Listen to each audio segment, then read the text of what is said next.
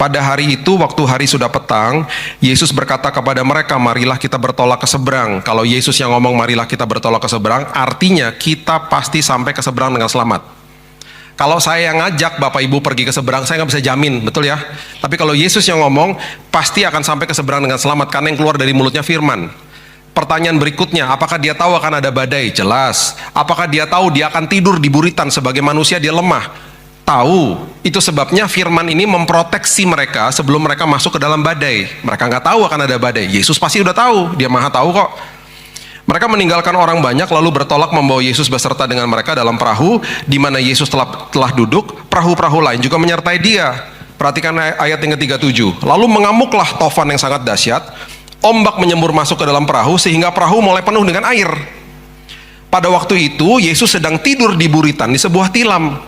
Di titik ini harusnya jangan dibangunin sama murid-muridnya.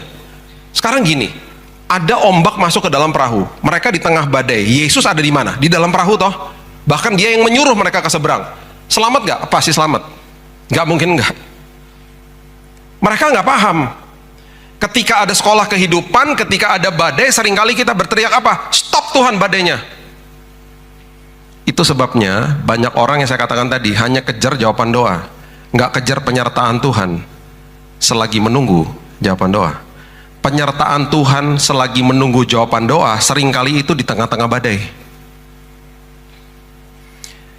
Hal-hal seperti begini, damai yang melebihi akal budi, nggak mungkin terjadi kalau nggak ada badai. Damai melebihi akal budi terjadi ketika ada badai.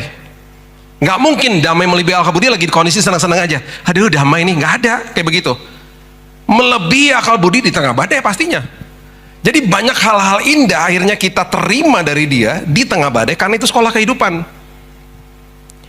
Maka murid-muridnya membangunkan dia ayat 38 dan berkata kepadanya, sama seperti jeritan orang-orang Kristen, Guru, engkau tidak peduli kalau kita binasa. Dengan kasih karunia Yesus, dengan belas kasihan dia bangun. Dia menghardik angin itu, berkata kepada danau itu, diam tenanglah. Lalu angin reda dan danau menjadi teduh sekali. Kalau saya bisa tambahkan, atas permintaan murid-murid, karena mereka yang mau teduh. Oke, sekarang ayat berikutnya adalah ayat yang menyatakan kepada kita Yesus setuju atau tidak mereka memberhentikan badai itu. Mereka minta memberhentikan badai itu. Kalau dia setuju, ayat berikutnya akan berbunyi begini. Lalu Yesus berkata kepada mereka, terima kasih ya sudah bangunin saya, hampir kita mati bareng. Itu kalau dia setuju. Dia ngomong gitu nggak? Tidak. Dia ngomong apa? Dia bilang begini, kenapa kamu begitu takut?